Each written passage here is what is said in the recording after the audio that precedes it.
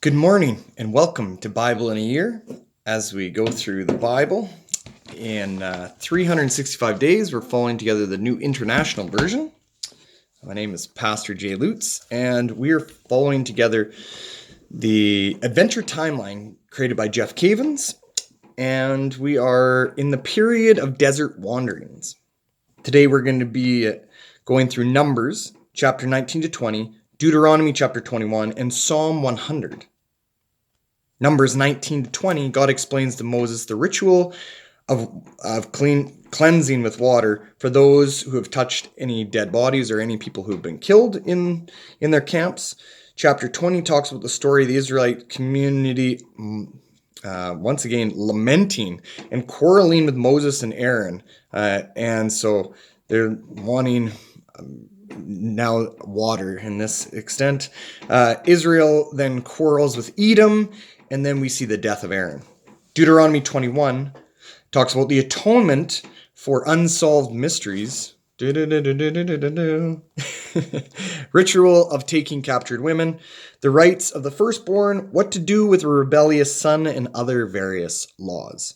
And then Psalm 100 is not part of the royal psalms that we've done previously, but it is still a psalm of praise, this time for giving generously and being grateful. I think this is a good one for us in our time to read.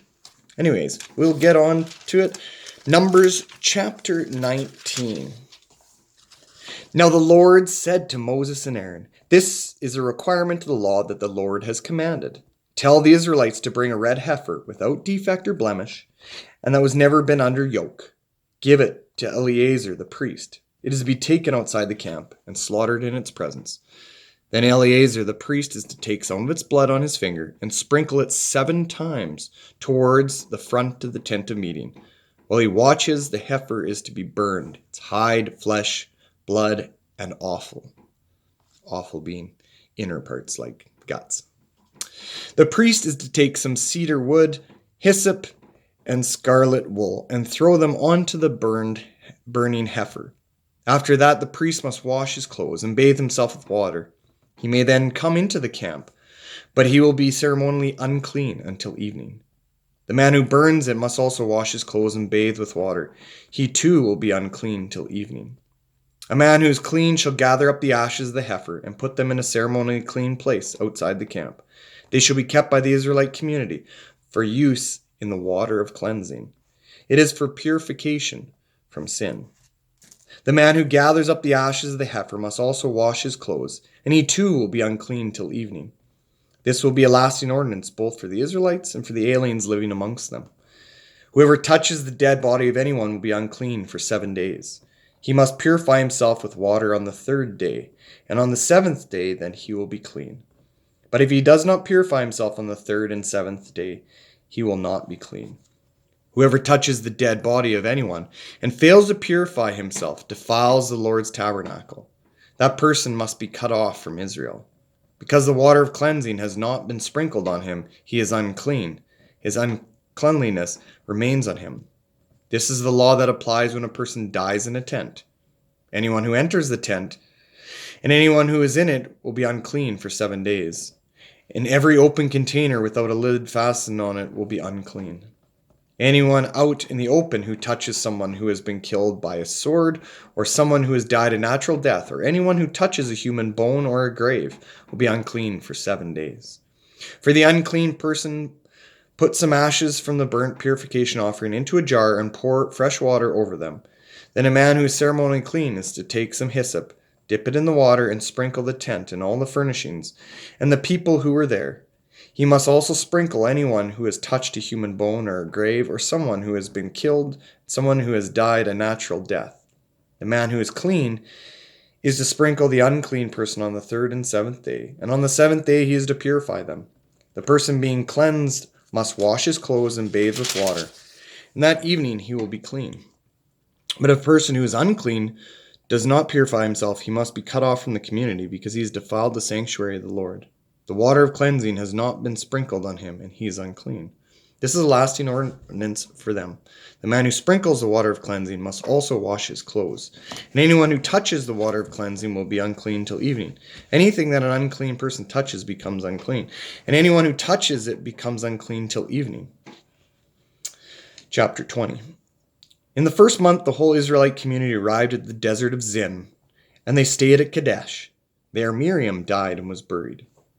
Now there was no water for the community, and the people gathered in opposition to Moses and Aaron. They quarreled with Moses and said, "If only we had died when our brothers fell dead before the Lord. Why did you bring the Lord's community into this desert, that we and our livestock should die here? Why did you bring us out of Egypt to this terrible place? It has no grain or figs, grapefruits or pomegranates. There is no water to drink." Moses and Aaron went from the assembly to the entrance of the tent of meeting and fell face down, and the glory of the Lord appeared to them. The Lord said to Moses, "Take the staff, you and your brother Aaron, gather the assembly together. Speak to that rock before their eyes, and it will pour out its water. You will bring water out of the rock for the community, so that they and their livestock can drink." So Moses took the staff from the Lord's presence, just as he commanded him. And he and Aaron gathered the assembly together in front of the rock, and Moses said to them, "Listen, you rebels. Must we bring you water out of this rock?" Then Moses raised his arm and struck the rock twice with his staff.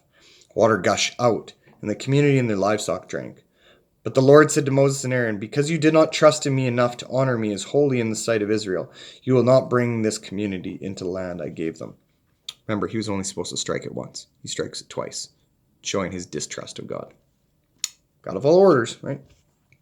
These were the waters of Meribah, where the Israelites quarreled with the Lord, and where he showed himself holy amongst them. Moses sent messengers from Kadesh to the king of Edom, saying, "This is what your brothers of Israel says. You know about all the hardships that have come upon us.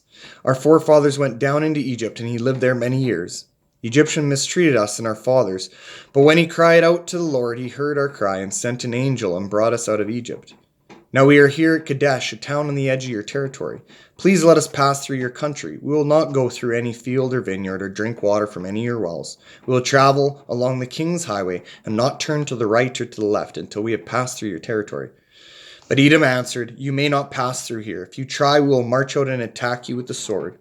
The Israelites replied, "We will go along the main road, and if we or our livestock drink any of your water, we will pay for it. We only want to pass through on foot, nothing else." Again they answered, "You may not pass through."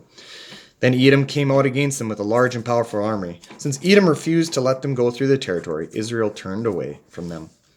The whole Israelite community set out from Kadesh and came near to Mount Hor. At Mount Hor, near the border of Edom, the Lord said to Moses and Aaron, "Aaron will be gathered to his people. He will not enter the land I give the Israelites because both of you rebelled against my command at the waters of Meribah. Get Aaron and his son Eleazar and take them up to Mount Hor. Remove Aaron's garment and put them on his son Eleazar, for Aaron will be gathered to his people. He will die there."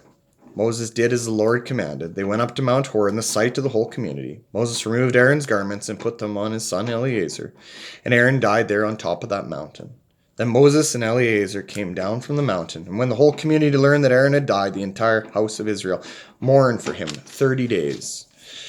There ends our first reading. Our second reading comes from Deuteronomy chapter 21. If a man is found slain lying in a field in the land your God is giving you to possess, and it is known who killed him, your elders and judges shall go out and measure the distance from the body to the neighboring town.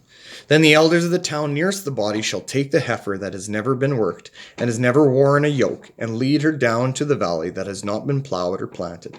And where there is flowing streams, there in that valley you will break the heifer's neck. The priests, the sons of Levi, shall step forward, for the Lord your God has chosen them to minister, and to pronounce blessing in the name of the Lord, and to decide all the cases of dispute and assault. Then all the elders of the town nearby the body shall wash their hands over the heifer whose neck was broken in the valley. And they shall declare, "Our hands did not shed this blood, nor did our eyes see it done. Accept this atonement for your people Israel, whom you have redeemed.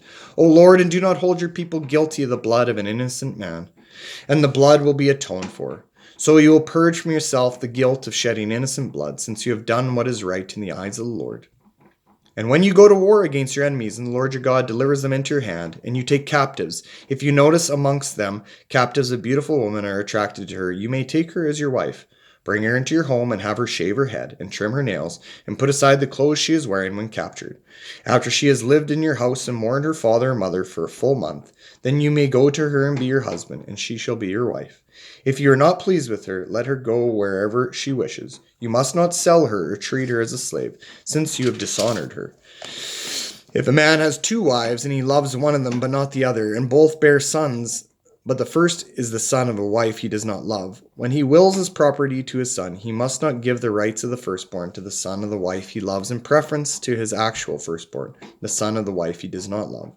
He must acknowledge the son of his unloved wife as a firstborn by giving him a double share of all he has. That son is the first sign of his father's strength. The right to the firstborn belongs to him. If a man has a stubborn or rebellious son who does not obey his father and mother, will not listen to them, and when they discipline him, his father and mother shall take hold of him and bring him to the elders at the gate of his town. They shall say to the elders, this son of ours is stubborn and rebellious. He will not obey us. He is a profligate and a drunkard. Then all the men of the town shall stone him to death. You must purge the evil from amongst you. All Israel will hear of it and be afraid. If a man is guilty of a capital offense to put to death, and his body is hung on a tree, you must not leave his body on the tree overnight. Be sure to bury him that same day, because anyone who is hung on a tree is under God's curse. You must not desecrate the land the Lord your God is giving you as an inheritance. There ends our second reading. Our last reading comes from Psalm 100, a psalm for giving thanks. Shout for joy to the Lord, all the earth. Worship the Lord with gladness. Come before him with joyful song. Know that the Lord is God. It is he who made us, and we are his. We are his people, the sheep of his pasture. Enter his gates with thanksgiving, his courts with praise. Give thanks to him and praise his name. For the Lord is good, and his love endures forever. His faithfulness continues through all the generations. This is such a beautiful psalm. We see this shepherd imagery that we see in Psalm 23 as well. It's always great to see these precursors to Jesus, right? First we see here, as we are sheep of his pasture, and he is the good shepherd. And we'll learn more about that when we talk about Jesus and his role as the shepherd of all the sheep. We also see a precursor of this when it comes to various laws. We see the guilty capital offense is to put to death, and his body is hung on a tree. You must not leave his body on the tree overnight, but sure, bury him that same day, because anyone who is hung on a tree is under God's curse. So we see here, and this is one of the arguments that the Jews have against Jesus, that he can't be the Son of Man because he was cursed. He hung on a tree, so he must be cursed. Why would somebody who's cursed by God be the Messiah? But as Paul says, for sinners, this is for those who do not trust in God, this is foolishness. But for those who do trust in God, this is the power of God. Jesus became the curse in order that he might take the sins of the world upon him, the guiltless for the guilty, the sinless for the sinful. Jesus takes on the curse so that he might redeem us of the curse. We are cursed as humans because we sinned against God and we have no way of getting back. But Jesus takes that curse upon himself. He is the great uniter, the unifier of us all. That's beautiful imagery we see here. And then lastly, we learn about, again, the rebelliousness of the people. They just can't get away from being rebellious. And then not only that, but Moses and Aaron don't trust to hit this rock once to get water. They hit it twice. And in rebelliousness, they themselves are cut off from going into the promised land. I mean, there's a whole load of reasons. And it's not Moses and Aaron strictly. Moses and Aaron, I'm sure they spent a lot of time patiently waiting upon the people who were complaining time and time again. Then we see the waters of cleansing on what ceremonial must happen for those who touch dead things. And then this is interesting because anything they touch becomes unclean. And it just shows the direct contrast between what happens after Jesus comes. So before everything that the people, when they touch dead things, they become unclean. Jesus then touches anything he touches becomes clean. So we see this direct contrast between Jesus, the Son of God, and the people of Israel, and how Jesus then, not only does he be able to, when he touches people, does his power come out of him and heal the nations. Everything he touches becomes clean. But also when he gives the Holy Spirit, we also are people who are, when we touch people, we are to bring cleanliness, we are to bring life to them, as opposed to this death. So after Jesus, we do not need the ceremony of cleanliness. And we see the death of Aaron. Aaron dies upon the mountain. This is a sad time. 30 days they mourn for him. We mourn. It is definitely a time of mourning. Aaron does a lot of amazing things before God. But we all will, like Aaron, pass away and die. And we pray that we might continue in the faithfulness of those like Moses and Aaron. And yeah, they screw up like us. They were supposed to only strike the stone once, and they did it twice. And I'm sure we at times have done the same, but yet God also faithfully cares for Moses and Aaron, and he gives them a lot of respect for the work that they do as leaders of the community. I pray that we might continue to give that same level of respect to those leaders in our community who take care of others, who do it on behalf of God, and that care for this, like we see in the Psalm 100, that we care for the sheep of our flocks. I pray for this flock that continues in Bible in a year, that you might be blessed with wisdom and knowledge and fear of the Lord, and that you might walk in his ways to his holy glory forever and ever. Amen. Have a blessed day.